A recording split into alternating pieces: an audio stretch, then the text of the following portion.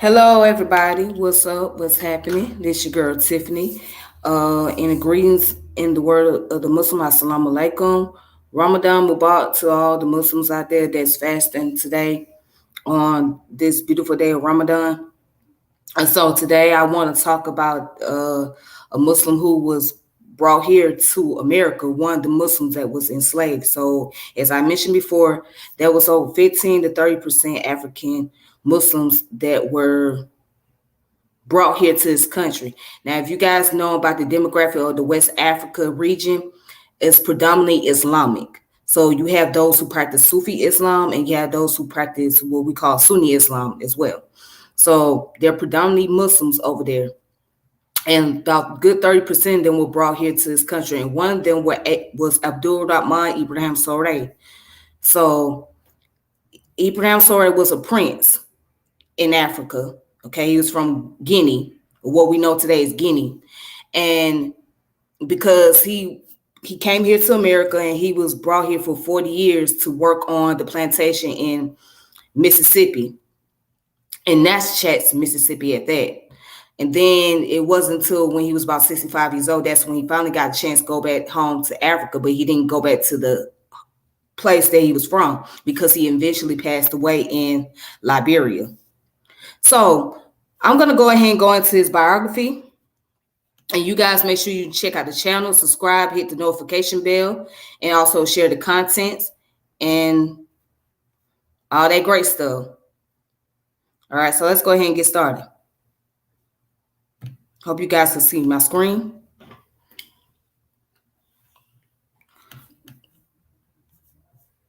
All right, so right here, you can go on slaveryandremembrance.org. This is the website. And right here, as you can see, this is the biography of Abdulrahman Ibn Sori. And that's a picture of him. That's the drawing of him, rather. And then his name is written in Arabic.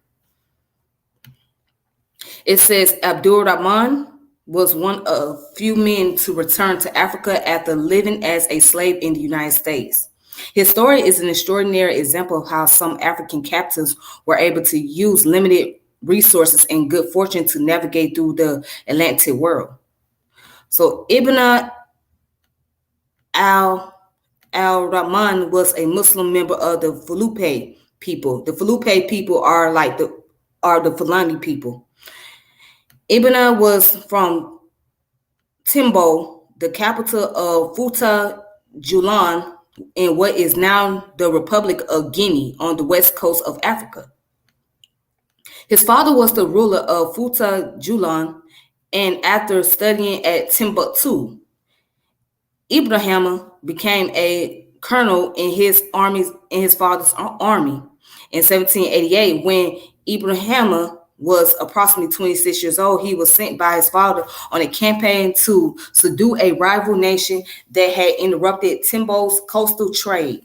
As Ibrahim returned from the successful campaign, he and his men were ambushed. Caught in a failing retreat, Abdulrahman and a small cadre of troops fought unsuccessfully to gain the upper hand. They put up a final defiant stand that ended in defeat. Abdulrahman and 50 of his men were sold to a British slave ship captain. Ibrahim arrived in one of the major gateways of transatlantic slave trade, the French island of Dominica. From there, he was carried to New Orleans, Louisiana, and then Natchez, Mississippi, where he was sold to Colonel Thomas Foster, a plantation owner. It was there that Ibrahim spent the next 40 years of his life as a field hand and foreman. He claimed to have converted to Christianity when he married his wife Isabella, another of Foster's slave. Together they had 5 sons and 4 daughters. Ibrahim's fortune changed one day while selling produce in the Natchez market. He was reacquainted with an old friend, Dr. Cotis Cox. Ibrahim and his father had aided Dr. Cox during his travels in Africa. Dr. Cox tried to purchase Ibrahim from Thomas Foster, but he refused to offer. 2 decades later, Dr. Cox's son, with the assistance of Andrew Marshall Chalk, or Marsh was it Marsh Chalk, a local newspaper publisher, launched a campaign to liberate Ibrahim. In 1826, Ibrahim wrote a letter in Arabic to his family. Marsh Chalk forwarded the letter to other politicians until it reached the U.S. consulate in Morocco. The Arabic handwriting caused others to believe that Ibrahim was a North African Moor, not an African Muslim. The Sultan of Morocco requested that President John Quincy Adams and Secretary of State Henry Clay arrange Ibrahim's release in 1829. The campaign successfully brought Ibrahim's plight to attention of the Secretary of the State Henry Clay, who convinced President Adams to free Ibrahim.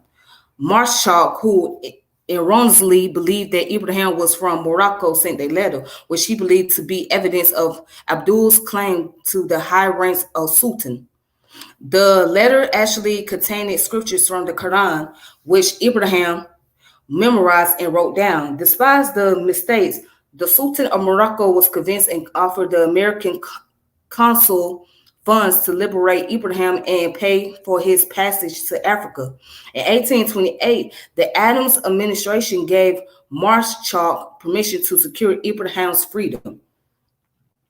Although freed, Ibrahim Abdulrahman was not satisfied until his wife and children were also freed. From residents of Natchez, Ibrahim collected funds to liberate Isabella. They then traveled throughout the North, meeting with abolitionist groups and others to raise the money necessary to purchase their children from foster. During these travels, Ibrahim relayed his testimony to Reverend Thomas H.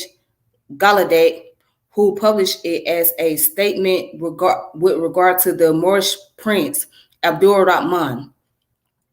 The pamphlet circulated but did not raise sufficient funds to liberate Ibrahim's entire family. However, he was able to liberate two of his children and their families before they immigrated to Africa. In 1820, the colony of Liberia was established in West Africa for relocation of free blacks from the United States.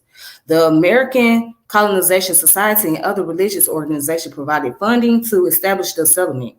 Instead of returning to his original community of the Fulupe people, which is the Fulani people, Ibrahim and his family were sent to Liberia. Unfortunately, shortly after his arrival, Ibrahim died on July 6, 1829 at the age of 67.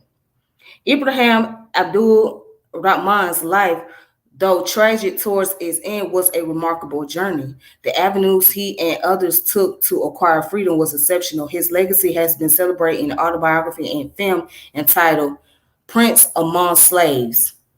So I seen part of that film before, The Prince Among Slaves. As a matter of fact, I have a book right here. So if you guys don't have this book, you need to check it out. So I'm going to read some of the passage from this book here, so you guys can know more in detail about Ibrahim and his life. So right here, I'm going to read chapter 1. It says The White Turban. So it says, the tale of an American slave called Prince is an extraordinary story of an intelligent and courageous man, being who, born a prince, lived his life a slave and died in freedom. Like some other African kings and princes, Prince had been enslaved when defeated in a war.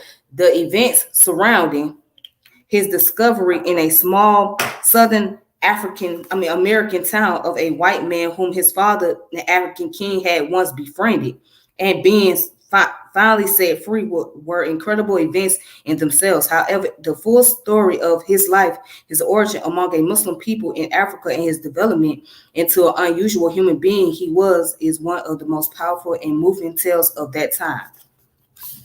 All right, and it says the story begins with another name, which was Prince Muslim named Ibrahim. This translates literally as Abraham. Ibrahim's father was king of a cattle-raising people who, in their wanderings in West Africa, had found themselves in a series of wars with the farmers on whose land they had settled. It had been, in the beginning, a friendly invasion, and the farmers, known as was it Jalanki? Yeah, the Jalanki had been glad to have the dairy products and meat from the people known as the Fulupe. All right. Then goes on right down here to say that it was Ibrahim's father, Sore, a man known for his ambition, boldness, and love of life, who finally led the Felipe into war. In traditional stories still cherished in the mountains of Guinea, Sore in one shift dramatic act slash opened the great ceremonial drums of the farmers, thus beginning the war. The Muslims were few in number compared to the Jalanki, but with Sore's leadership and the zeal their religion supplied them, they went from victory to victory. By 1730, the Muslim supremacy was established. Okay, so as you can see, it was the war between the Fulani people and the Jalanki people, right? So there was there was tribal wars taking place in these countries prior to the European arrival. So anytime if one of the tribe were defeated, then they end up getting sold to the foreigners from other continents. And that's what happened. All right. So Ibrahim Sore was the son of a king who was over the Fulani tribe in the Guinea area. And then if we go on read, it says, as Amami Sori quickly showed the aggressive spirit that had earned him his reputation during the jihad. In the 1750s, he led regular campaigns on the northern and eastern frontiers of Futa. He enjoyed the habit of success, and his presence with the army gave it confidence and nerve. In time, the expression as brave as Sore became common. Once, when attacking a town, Ibrahim said of his father, Sore found it close shooting and fell down as if dead. The enemy king came and danced around him according to the custom of the country. Sore, having only framed death, watched for an opportunity, drew his knife, slew the king, and put his head on a pole and carried it to the city. The defenders were so unnerved that they fled, leaving the town of the Fulupe. So that was Prince Sore's life. So it's just a little snippet of this book. Again, you guys can read more into this if you interested. So it's called The Prince Among Slaves, which was written by Terry Alford, and you can get it on Amazon. So Amazon has a sale for $12.18. This is how much the book cost me when I had purchased it. So you guys, you guys can purchase on Amazon, or if you can find a PDF, you can do that. But yeah, it goes more into detail. Um, it seems like it's a pretty great book, a book that deals with the biography that goes into more depth. And so this book was written around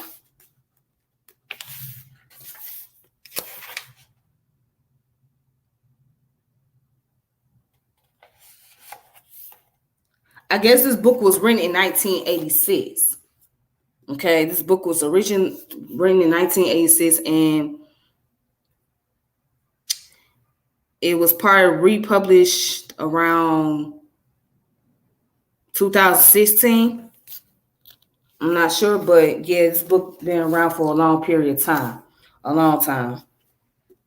So you guys need to check it out for yourself. Terry Alford, and here we go again. All right, so I have some more sources that I want to present to you all. And let's see, what else can we discover from the story in the life of Ibrahim Sori.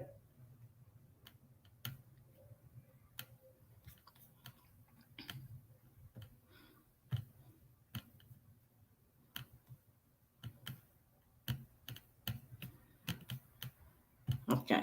There we go. All right. So as you can see, it goes more into the background. So as I was reading, it says in the second half of the 18th century, a militant Islamic movement began in the Sudan region to the south of the Sahara, stretched from the Senegal to the Nile. The leaders waged jihad or holy war against pagans and less strict Muslims, establishing a string of strictly Muslim states across the region. The first jihad was launched in Futa Jalon in 1726 by Ibrahim Musa. He was a leading Muslim cleric who had studied in Kakan. All right, so Ibrahim Musa, also known as Ibrahim Sambigu Karamoko Alafa or Alafa Ibrahim, enlisted the support of gangs of young men, slaves, and outlaws in his fight against the ruling powers. He became recognized as the commander of the faithful at a time when the Fulani were gaining supremacy over the Jalanki people in jihad. Although he had to contend with competing families with the squabbling clerics and military leaders, the Jalanki people adopted the Muslim religion and achieved some social status but remained subordinate to the Fula leaders. The jihad process was protracted because the Fula were not simply taking over an existing state but were building a new state. Alafa Ibrahim died in 1751. All right, so it then goes on to say struggle for power. Ibrahim Sori was Alafa Ibrahim cousins. He succeeded Alafa Ibrahim on the latter's death and consolidated the Fulani military authority. His motives were commercial than religious. He threw his energy into control of all trade, which at the time primarily consists of trading slaves for European fabric, iron, and weapons. Sori promoted warfare as a means to gain more slaves, joining forces with the king of the Dulanke people of Solima.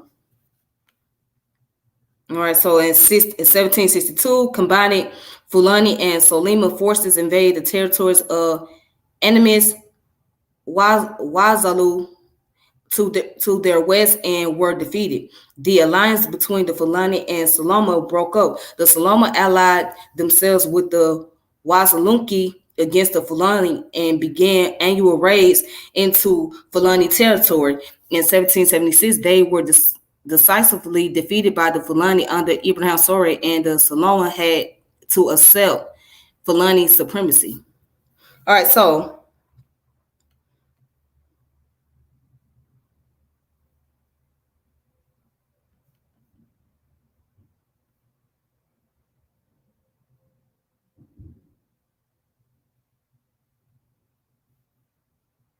okay, well, I think I read the wrong thing, if I'm not sure. Hold on. Did I read the wrong thing? Oh, okay, well, I believe that the story still goes. Yeah, okay. All right, I'm good. But yeah, so as you can see, the story still goes into the life of Ibrahim Sori, and they used to call him Sori the Great. That's what he was known as, Sori the Great.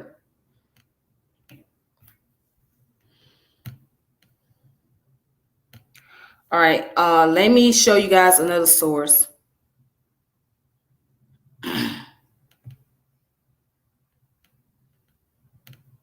Well, I got 3 more sources that I want to show you. So this one's called Sultans of Swing. Hope you guys can see that.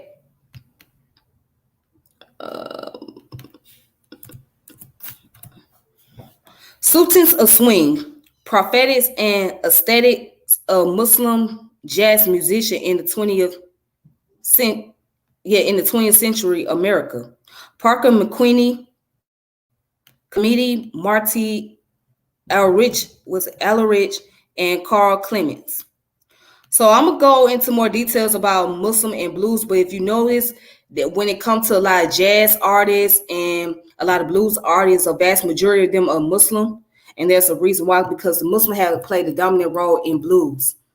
All right, but let me go ahead where it says West African Sufism in the antebellum South. So say Ibrahim Abdulrahman worked on a Mississippi plantation for 40 years, though he was not born, nor did he die a slave, before he was traded for 2 flasks of gunpowder, some musket, 8 hands of tobacco, and 2 bottles of rum, and shipped off to be traded like a cattle in New Orleans. He was a colonel of an army double the size of George Washington's. All right, so it goes on to talk about how he was a prince in Futa Jalan. Okay. And it says in Natchez, Mississippi, Ibrahim said he was heir to the white turban granted to the Amami, but the veracity of this claim cannot be ascertained. Futa Jalan had been established a generation earlier in a war known as the Fulani Jihad, in which the Muslim Fulupe people, cattle ranchers, and horse racers seized political power from the Jalanki, who were enemies and farmers. All right.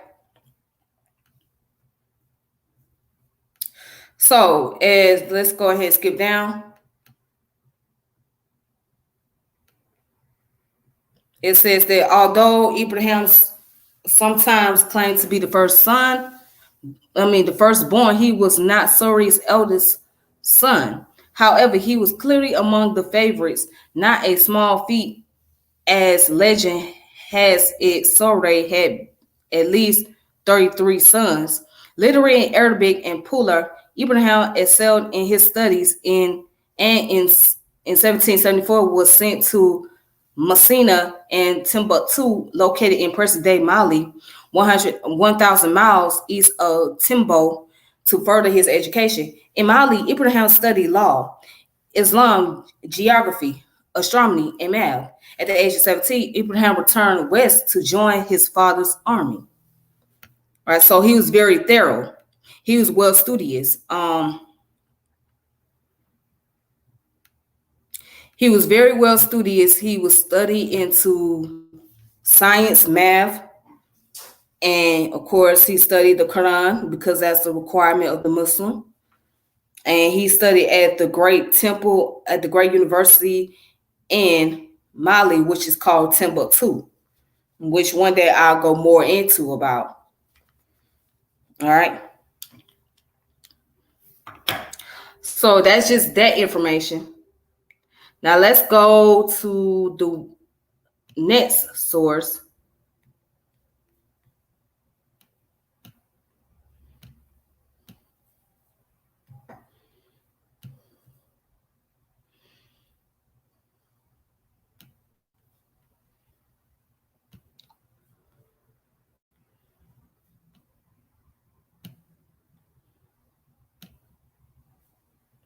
All right, so right here, this next source is called Senegambia and the Atlantic Slave Trade. Let me show you guys the title.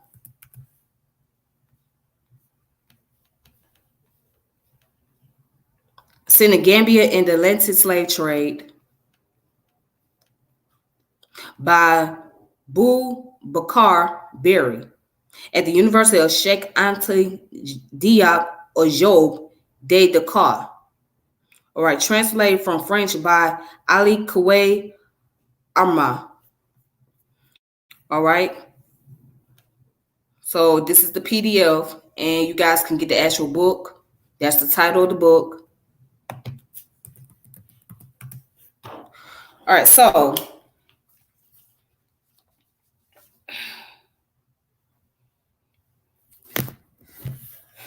it says, the Muslim theocracy of Futa and Jalan was the outcome of a series of military campaigns between the Marabou movement and the Jalanki Kafu chiefs, whose primary interest was the defense of their sovereignty. The main campaign of the Holy War ended with the victory of the Marabout movement at the famous Battle of Talazan. However, hostilities smothered on because of attempts to convert pagan population in the hinterland to Islam. In these conflicts, Muslims confronted more resistance from the Puli nomadic herdsmen who had wandered over the region for centuries and who were opposed to Islam, a religion that symbolized syndicarization, along with political and economic control. The Puli were a rural poor group that subsequently gravitated to the bottom of the social order where they were exploited by the ruling class of Marabout leaders. The very fact of their opposition should put to rest any simplistic race-based interpretation seeking to present the Muslim Revolution as an invasion of pure master descending on indigenous Jalanki to enslave them. The real record indicates that opposition was long lasting and that the consolidation of the Muslim theocracy or theocratic regime was a slow development. In the process, the regime was forced to create a new political structure to replace the Jalanki Kafu. The changes continued throughout the entire first half of the 18th century. So it goes on to say, when around 1751, Kama Karamuko Alafa died. His success fell to Abraham Sori, popularly known as Sori Madu Sori the Great, the religious leader of the Jihad. In other words, was replaced by the commander-in-chief of the army. The military leader hurled Futa Julan into an aggressive policy targeting neighborhood countries under the guise of a holy war. This type of campaign became the main form of slave raiding. Captives were used to meet the domestic needs of the ruling aristocracy as well as the satisfying the booming demand for slaves on the coast.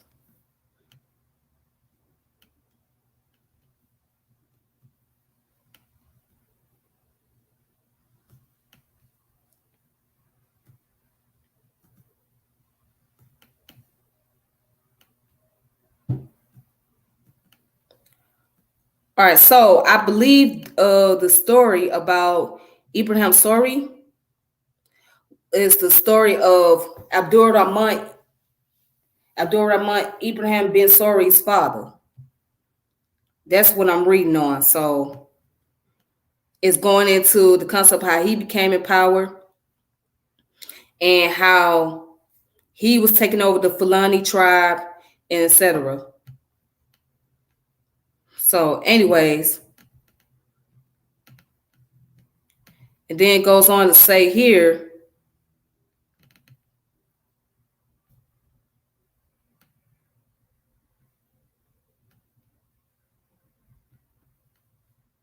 it says the Futa Jalan, situated between the Bambara states and the coast, was able to conduct the slave raids or to buy slaves for domestic use. It sold surplus captives on the coast for European commodities and the needed for its livestock-based economy. The 18th century, 19th centuries, the slave trade brought countless slaves of various origins, Bambara, Kissi, Jalanki, Pule, Bashari, Konlaki to the Futa Jalan. The massive influx of slaves can only be understood when situated within the border context of the slave trade. Taken outside that context, it has tended to distort our understanding of the internal historical evolution of the Futa Jalan. For numerous historians, indeed, Futa Jalan history is no more than the massive invasion of Pule flowing into the enslaved indigenous Jalanki. This hypothesis of conquering invaders, enslaving conquered natives set up a racial vision of Futa Jalan history. The pattern is neat and simplistic. It pits two ethnic groups, one pole, the other Julunki, against each other. Now it is an incontrovertible fact that the entire process of internal historical evolution of the Futa Jalan was dominated by the creation of a hierarchical society through thoroughly committed to inequality with Islam, the ruling ideology. But in that framework, the primary distinction was between Muslims and non-Muslims. Muslims enjoyed all rights pertaining to freemen. Non-Muslims were, by definition, co-signed to slave status in the new society governed by Muslim law, the Sharia. The dominant status of pure language and culture should not obscure our understanding of the real dynamics of the society's internal development. That evolution was typified by the existence of perfectly distinct social classes based on Muslim ideology. All right, so if you guys want to look more into this, the name of this book is called Senegambia and the Atlantic Slave Trade. I'm going to put that title up for you. All right, right there.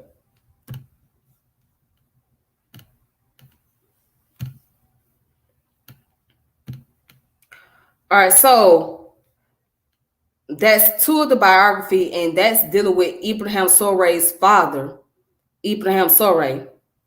All right, so I want to go back to the book that I was reading before.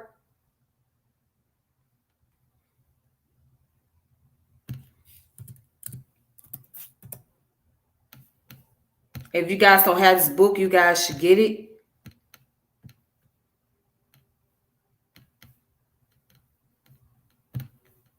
All right, so this book right here is called Servants of Allah.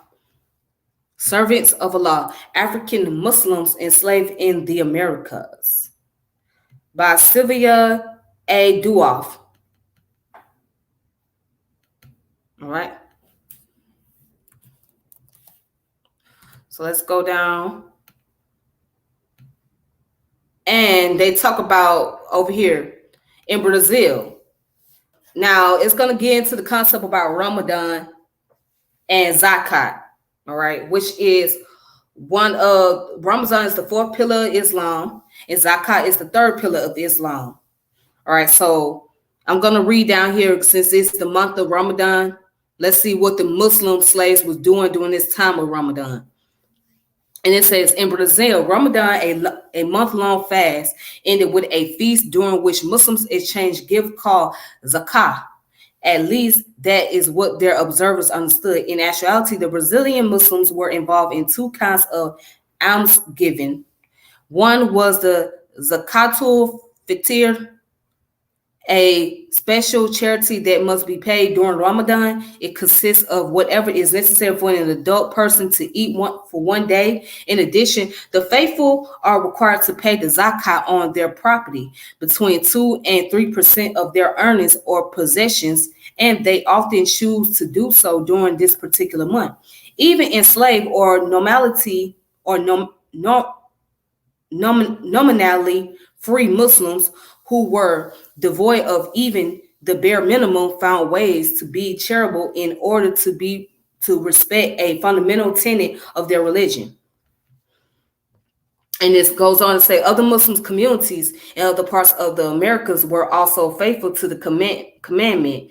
Among the Sea Islands, Muslim Katie Brown on Sapio Islands remembered that her grandmother, Margaret, one of Balahi's daughters, used to make funny cakes she called saraka. She made them on the same day every year, and it was an important day. It was an important day. Hester, another daughter of Balahi, made these cakes every month. On St.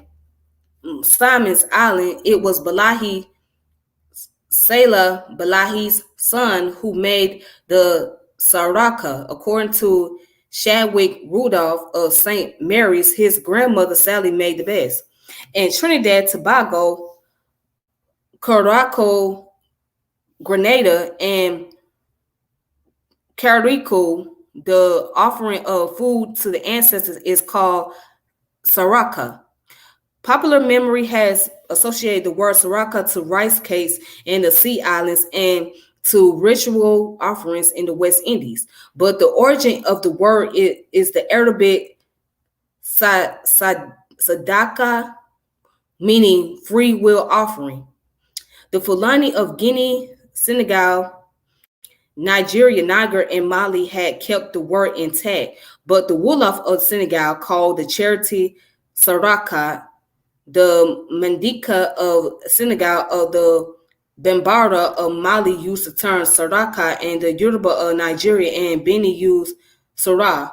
The Maliki of Guinea, the Jula of Cote d'Ivoire, or I think basically it's the Ivory Coast, and the Hausa of Nigeria and Niger referred to Saraka, Sadaka, are voluntary alms that the believer offered to acquire merit with Allah, to reinforce a prayer, to expiate a sin, or to conjure a potential danger. These offerings are given during the holy days, on Fridays, during funerals or baptism, or whenever the believer wants to do good. And it goes on to say, the Sea Islands, Saraka, and the Brazilian Saka are the exact transposition to the Americas of an African Muslim custom. The rice ball is the traditional charity given by West African women on Fridays. The testimonies from the Sea Islands refer to one distribution a month or a year, which indicates a lack of means, in no way surprising. The Muslim women of Georgia had to accumulate day after day small quantities of rice and sugar taken from their ration, gathered in the rice paddies, or bought with their limited savings. The cake is still made in West Africa in the same way that the Balahi's daughter made hers, as described by her grandmother. She was washed and pulled off all that water. She let white rice sit all night, and in morning rice is all swell. She take that rice and put it in wooden mortar and beat it to paste with wooden pestle. Now, as you can see, it's ebonics. She add honey, sometimes sugar, and make it in a flat cake with her hands. As in case as is the case in Africa, the cakes in Georgia were given to the children, and being religious in nature, the distribution was accompanied by the traditional Amin. The cake made, she called us all in there. She had great big funa full, and she grabbed us each cake. Recall Sharat Hall. Then we all stand round table. She said, I mean, and we all eat cakes. All right, so it says the Saraka of the Georgian women perfectly filled its charitable function. It is easy to imagine how youngsters whose diet was poor and monotonous could appreciate the sugary cakes. The Saraka were so important to the children that a special song about them could still be heard in the Sea Islands well into the 20th century. The confession of the rice cakes represented the only recorded example of Islamic behavior specifically expressed by women as slaves, as women, as African, as Muslim. Muslim women did not receive much attention during and after slavery, and very little has been reported about them. All right. Then it go on to say the Muslim men and women further succeeded in respecting one of the most constraining Quranic commandments, the fast of Swam. The fourth pillar of Islam is meant to remind the believer of the poor, hard lot and of the compassion of God, who gives people their sustenance as well as to enhance self-discipline. The Muslim fast lasts 29 or 30 days, during which one may not eat or drink between sun up and sundown. It is very demanding fast that provokes headaches and general fatigue and results in weight loss. To better appreciate the effort Ramadan could represent for a slave, it is necessary to remember that if the slave trade lasted so long and took away so many people, it was in part because the mortality rate was very high. The average life of a slave was 15 years, no more than 6 in harsh climates. Planters worked their slaves to death because it made better sense financially. They reasoned to buy full-grown men and women to replace the deceased than to have to care for them, even in a limited way, for the rest of their lives. The French writer Majorque Louis Ele Moreau de Saint-Mere, who visited the United States at the end of the 18th century, informed his readers that a slave brought about $257 a year to his owner, whereas his upkeep was only $13. And it says enslaved people were, as a rule, underfed, overworked, yet these extremely brutal conditions notwithstanding, Muslim fasted. Salah Balahi of St. Simon's was one of them. James Hamilton Cooper described him as a strict Mohammedan, abstains from spiritualist liquors, and kept the various fasts, particularly that of the Ramadan. If Salah Balahi fasted outside period of Ramadan, he may have been just a regular believer who wanted to purify himself to strengthen a request, or he may have been a martaba going into retreat. Other famous Muslims who fasted, including Balahi Muhammad of Sapio Island and his large family. Ayuba Suleiman Diallo's religious abstinence was noted by his friend and biographer Thomas Bullock. Omar ibn Said was described as a staunch Mohammedan and was in the first year at least kept the fast of Ramadan with all great strictness. All right, and it says in Jamaica, Muhammad Kaba acknowledged whenever he wished to observe one of the Mohammedans' fasts, he pretended to be sick. He must not have been the only one to use this trick. In Baha, Ramadan was strictly observed by the large Muslim community, who had 2 periods of fasting, one of 29 or 30 days for the ordinary believers, an additional one of the same length for the martabouts. Shortly before the Muslim uprising of 1835 in Bahia, the guards of the prison where the Imam Lucian was held heard his visitors tell him that they would come to deliver him as soon as the fast was over. And it goes on to say, in the aftermath of this revolt, as the police were searching a Quranic school, they found a calendar indicating the days of Ramadan. Abdulrahman al-Baghdadi observed that the Muslims of Rio he met in 1865 fasted and did not swallow their saliva, and by the end of the month abstaining from the food totally for 3 days. The women, on the other hand, did not fast. Afro-Brazilian physician and historian Manuel Corino, who studied the Muslims of Rio at the beginning of the 20th century, relates that Ramadan started the week during which the Catholics celebrate the Holy Spirit. It is not clear in Corino's text if this was the case only in a particular year or if it happened regularly.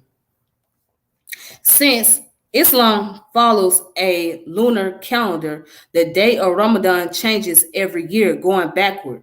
If it is held in February one year, for example, it will be January in the following year because it is linked to the phases of the moon. Its disappearance and reappearance, it is very doubtful that Ramadan was a fixed event in Bahia, and Corino most probably was referring only to a specific year. He observed further that during Ramadan, every morning at 4 and again at 8 in the evening, the Muslims ate a dish made of cornmeal, milk, and honey.